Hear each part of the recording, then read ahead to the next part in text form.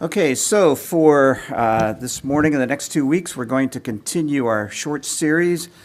Started this just a little while back on Old Testament basics, lack of a better title. No, it's not very catchy, Old Testament basics. We had that out front to draw in the hundreds and hundreds of people, wouldn't it? Old Testament basics. So this is part of a larger plan of helping us to better understand and appreciate the Old Testament when we read it.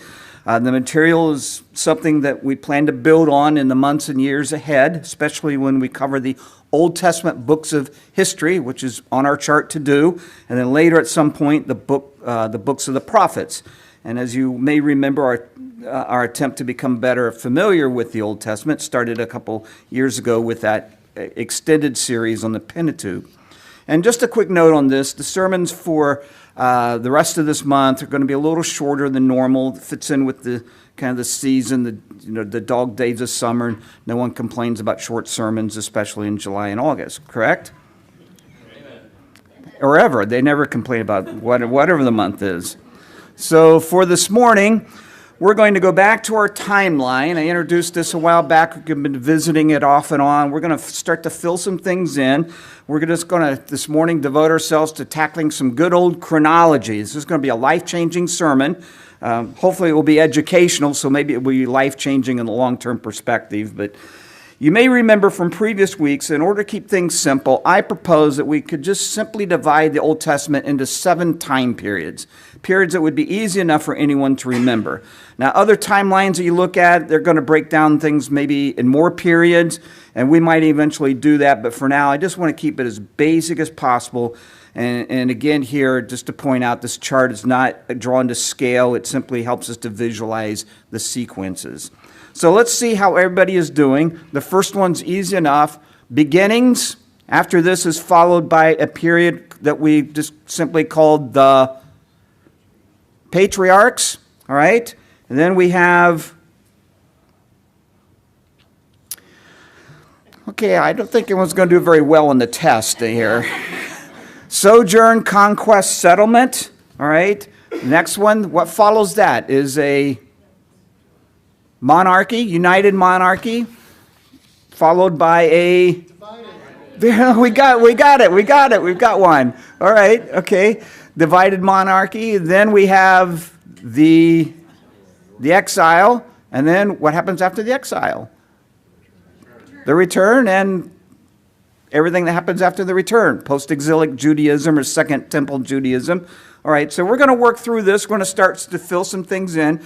Maybe we just need to take the whole morning and memorize this together. I don't know. All right. So with each period, we're going to review which Old Testament books you would go to read about what's going on during that time. And we covered that the last time, but we'll do that again. And then we're going to fill some things in a little bit more by talking about some of the major people and events in those time slots. And the purpose here is just to give us kind of and then we'll offer some dates, make it an actual timeline. And the purpose here is just to kind of give us a general idea of when things occurred. And so the dates are going to be approximate, especially for the earlier periods. And we'll probably be more concerned with precision later on at some point. All right, so this is Old Testament 101. Ready? Yes, sir. Okay. I'm going to assume that a lot of what we cover today is going to be familiar to most of you, but probably not everyone. So we're going to start with this first period, the beginnings. This would be the first part of Genesis, first 10 and a half chapters. Key events here would, of course, be, what's the first key event that takes place? Creation. There we go. See, you guys are gaining traction now. All right. Pretty obvious. The creation of the universe, creation of mankind, Adam and Eve, the mandate given to them to fill the earth and exercise dominion over it. Then we have the fall. We have the first murder. Cain kills Abel. The human race then descending into sin quickly. God's decision this whole thing's a mess. He decides to start over. So we have the building of the ark and the flood, then God's covenant with Noah, and then the Tower of Babel. And so this period ends with God calling Abraham roughly around 2000 BC. The period begins with the act of creation, but we can't really ascribe a date to that. Many have tried to postulate a date based on the genealogies found in the Bible, but as Josh Birch showed us recently, there are problems with that particular approach, which brings up another Babylon B meme here, so. No, that one is really funny, I thought. Okay, the next period would be that of the patriarchs. This would be the rest of Genesis, so really the last 2/3 of the book and the first part of Exodus. So again, it starts with Abraham, who is the father of the Jews, all right? Other key players include his son Isaac, Isaac's 2 sons, Jacob and Esau, Jacob's 12 sons, who become the 12 patriarchs of the 12 tribes of Israel, okay? You have to know that. Hopefully everybody does. The patriarchs are crucial in Old Testament history. Abraham, Isaac, Jacob, and Jacob's 12 sons. So that will be on the final exam, which we will have at the picnic this year before we eat, okay? It's going to be like a 45-minute quiz. On this note, I think most of us realize that Jacob is also called, what's his other name? Israel. God changed his name after he wrestled with the angel of the Lord, and the name Israel means wrestled with God. So, going back to that quiz, do you have to pass it to eat? Yes, absolutely. Yes. We did this actually my first year. We went through James. I'm surprised you guys didn't fire me. You should have fired me because we had... Upgrading on a curve. Yeah. We were grilling hamburgers, and everybody's hungry, and we're smelling the hamburgers being grilled, and we got to take this real long quiz about James. It was a wonderful time in my career here. People hated me. All right, and still do, so, which is fine, That's right. Whatever it takes. Okay, key events in this period include people watching online that don't hear all the bantering are going to wonder what's going on. All right. Key events in this time period would include God's covenant with Abraham, the institution of circumcision, the destruction of Sodom and Gomorrah, the birth of Isaac's sons Esau and Jacob, transfer of birthright from Esau to Jacob. Then we have the births, of course, of Jacob's 12 sons, the selling of his favorite son Joseph into slavery, Joseph ascending to the second in command over Egypt, Joseph's reunion to his family. They all move to Egypt. There's rapid and prolific multiplication of Jacob's family in Egypt. The Egyptians get worried about all this, and so they force them into slavery. How many years of slavery? 400. And then we have the birth of Moses and Moses growing up as an Egyptian. So we date this from about 2000 BC to around 1500 BC. Could have made a 400-year period of slavery as a separate time slot, but according to the Pentateuch, really nothing all that significant happens during that time except that they multiply and serve the Egyptians as slaves. So going on now to the third period, sojourn, conquest, settlement. This period is described in the rest of Exodus, so it'd be most of that book, all the way to the end of Ruth. Leviticus, Numbers, Deuteronomy, Joshua, and Judges. So this is a large section of the Old Testament. A lot happens. Begins with Moses confronting Pharaoh. We got the 10 plagues, the institution of the Passover. Moses leads the Israelites out of Egypt, crosses the Red Sea. Moses receives the 10 commandments from God on Mount Sinai, the covenant with Moses, the building of the tabernacle, the order to march into Canaan and take possession of it as the land promised by God. The response, however, is fear and disobedience. Thus, the 40 years of wandering in the desert. After this, that disobedient generation dies out, and now under Joshua, they cross the Jordan and begin the campaign to take Canaan again. And they start with what town? Jericho. All right. After this, there are a number of conquests and various struggles, even failures, but mostly conquests. So then this brings us into the era of the Judges. And finally, the birth of Samuel, who has many roles: prophet, priest, judge, and military leader. So we would date this period roughly from 1500 to 1050 BC. All right, now we enter into the United Monarchy. The events here recorded for us in 1st and 2nd Samuel and the first half of 1 Kings. So some of the events are also found in 1st and 2nd Chronicles. So let's just take a quick minute here to talk about that. From even a casual reading of the Old Testament, it becomes obvious that 1st and 2nd Chronicles covers many of the same stories found in 2nd Samuel and the 2 volumes of Kings. So much so that one might wonder why we have 2 separate accounts of that period in our Bibles. And the answer is similar to why we have 4 Gospels. Each were written for different readers, and each had a somewhat different purpose. For instance, 1st and 2nd Kings, which originally were 1 volume, were written during the Babylonian exile, while Chronicles written after the exile was over. So again, 2 completely different audiences. And the basic message found in the Kings is that God's people failed to honor their covenant relationship with Yahweh. The events recorded clearly show that it was because of their hard-heartedness and sin that led to their downfall and captivity. God did not abandon them. Rather, they abandoned God. The Chronicles, on the other hand, again written after the Jews returned from exile, focuses more on the restoration of Israel. The underlying message is that the Jews must turn to Yahweh as the one true God and remain faithful to Him.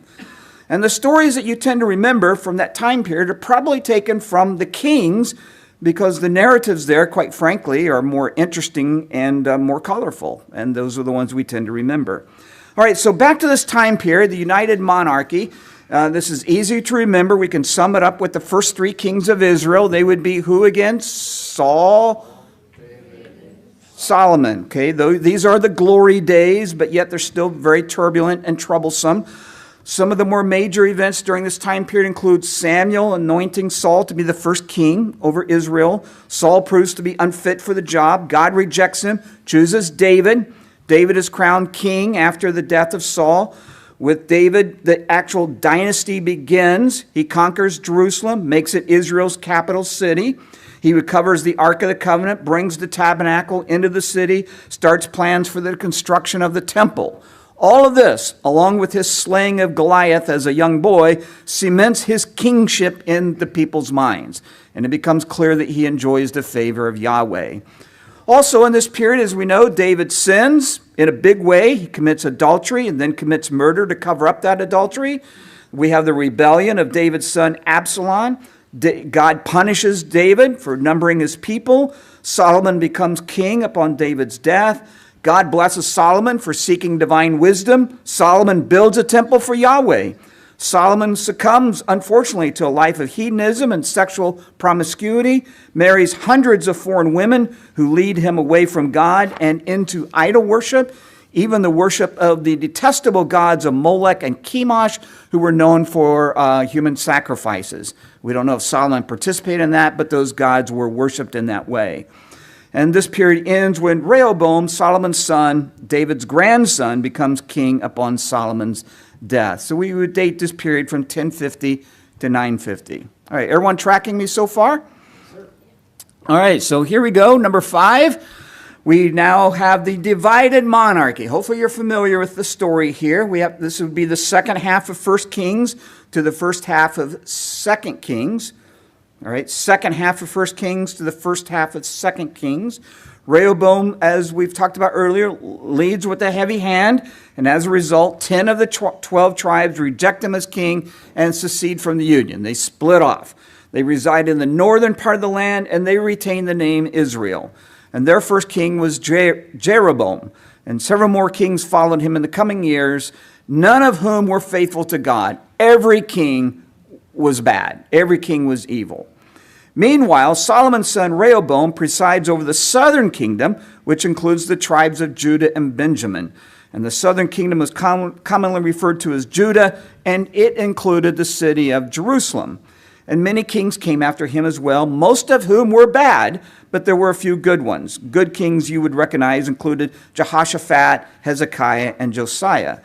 Other key figures during this time would include the prophets. 2 prophets, similar names, would be Elijah and Elisha, and we would date this period of the divided monarchy from 950 to 700 BC. Now, when you read the account in 1 Kings of the 10 northern tribes splitting off, we should note the significance of what they say. chapter 12, verse 16. Down with the dynasty of David. This is what they say. Down with the dynasty of David. We have no interest in the son of Jesse. Back to your homes, O Israel. Look out for your own house, O David. And it was a complete rejection. And from that day on, the 10 northern tribes refused to be ruled by any descendant of David. And in so doing, they rejected the privileges and the blessings that God promised to David's house.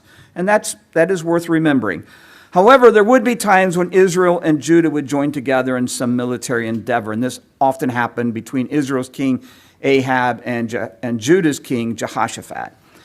Okay, moving on to the sixth period, the exile. Man, we're just moving through this real quickly here. I got like maybe 2 minutes left. No, just kidding. More like 20. Here we go. The exile. This is covered in the second half of 2 Kings.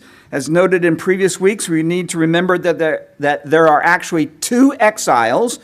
The northern kingdom, Israel, falls to the Assyrians in 722 and are taken captive. Many are deported to Assyrian and they are absorbed into its people and culture. We never hear from them again, and they are often referred to, therefore, as the 10 lost tribes of Israel. Ultimately, they got what they wanted. They wanted nothing to do with the house of David, and that's what they got. And so they were assimilated, integrated, lost into the society and culture of their enemies, the Assyrians.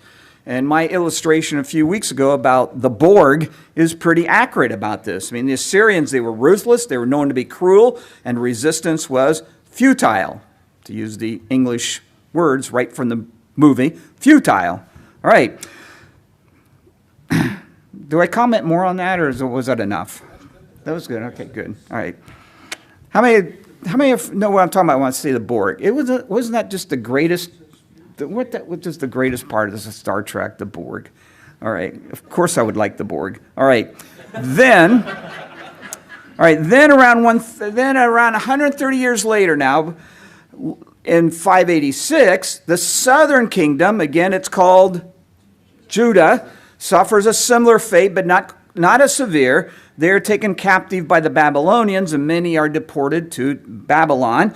King Nebuchadnezzar orders Solomon's temple to be ransacked and destroyed.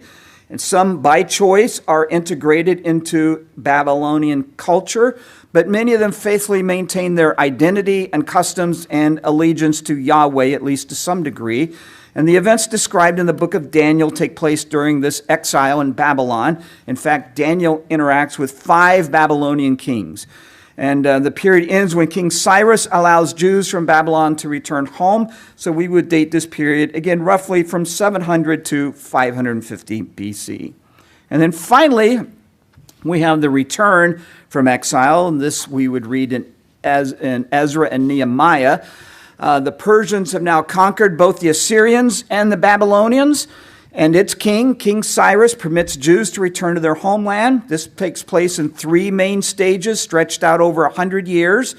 This period also includes what we have been referring to as Second Temple Judaism or post-exilic Judaism. Upon the return, under leaders like Zerubbabel, Ezra, and Nehemiah, the nation is reestablished. The nation might be too strong of a word here because they are not independent, but they are allowed to rebuild their temple along with the wall of Jerusalem and establish themselves as a people. At some point, they assume the name Israel once again.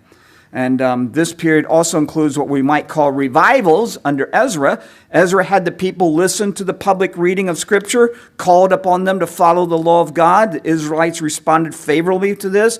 They were convicted, they repented, even to the point of divorcing their foreign wives and sending them back to Babylon.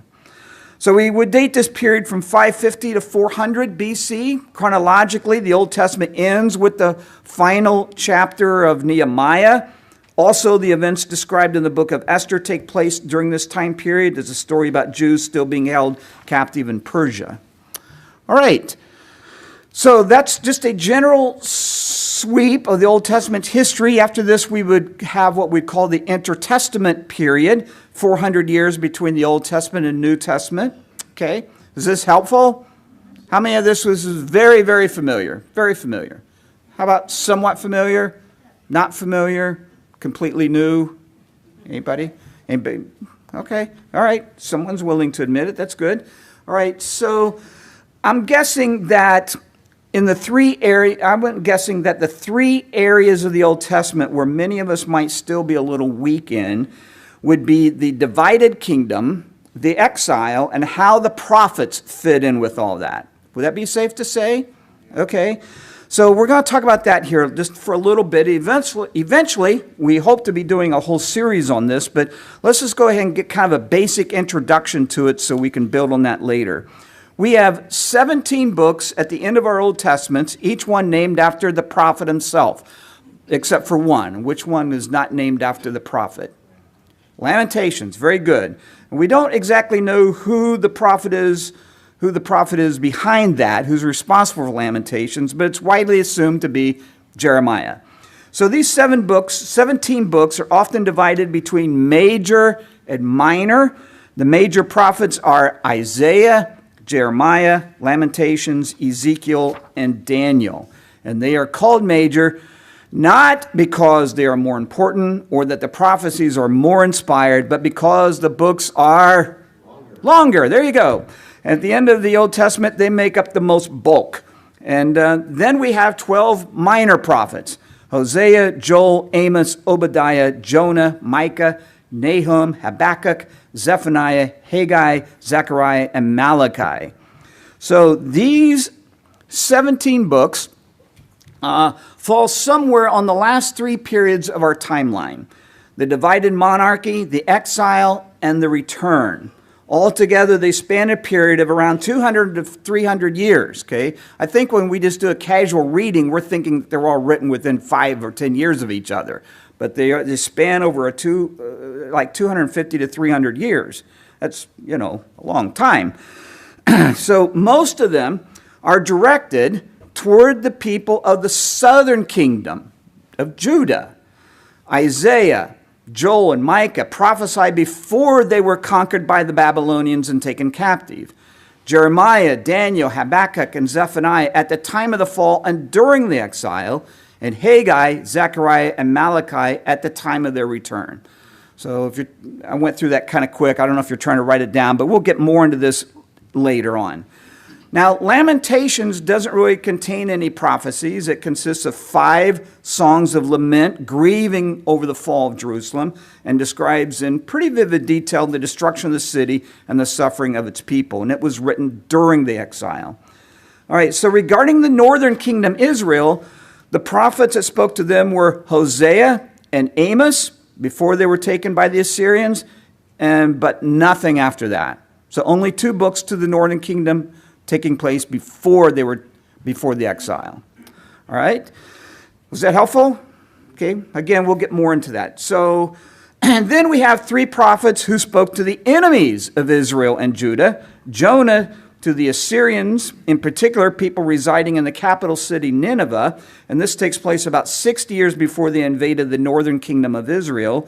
And this book is I don't know if it really belongs in the prophets because it's more about Jonah's experience in delivering the message than about the message itself. In fact, when I read through it again, I only found one prophecy, and it was just a short sentence. In 40 days, Nineveh will be demolished. I mean, that's the message. The rest of the book is all about his experience. But that was all it took because we know the response to that. They repented, and God spared them.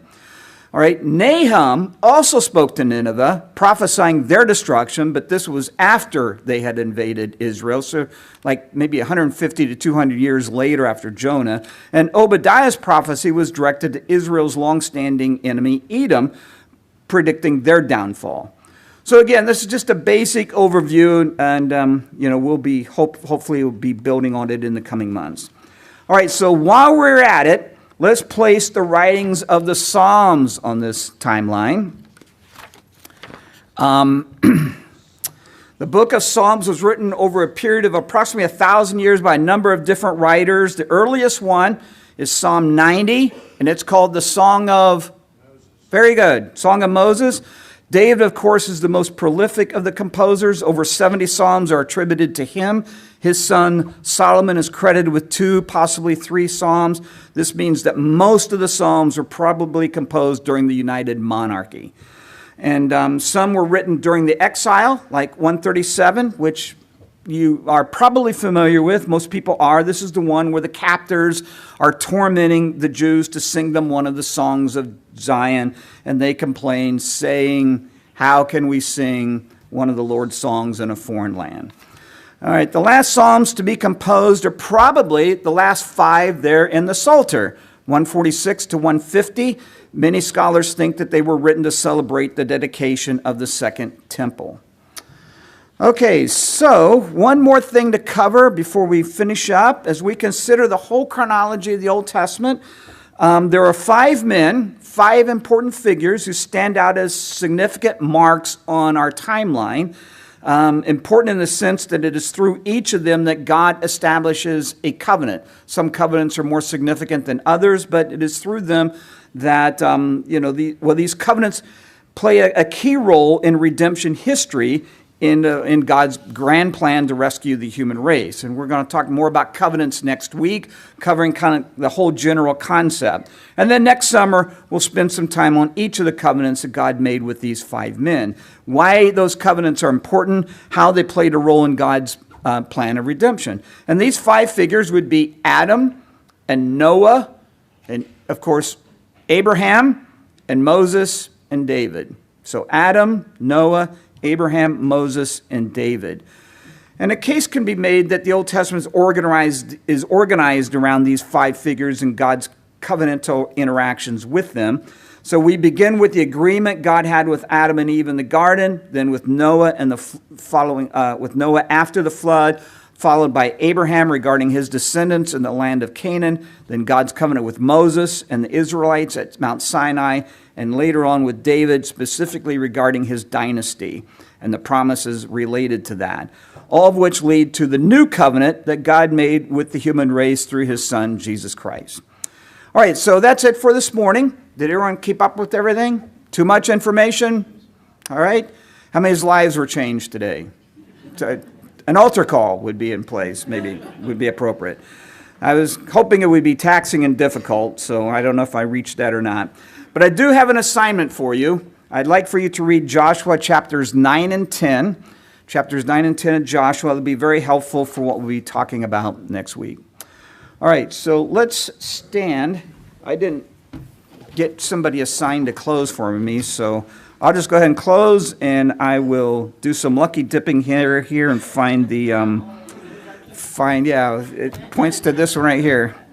The Lord bless you and keep you. The Lord make his face to shine upon you and be gracious to you. The Lord lift up his countenance upon you and give you peace. Upon those words, you are dismissed. Go in Christ's name. Enjoy each other and serve each other in love.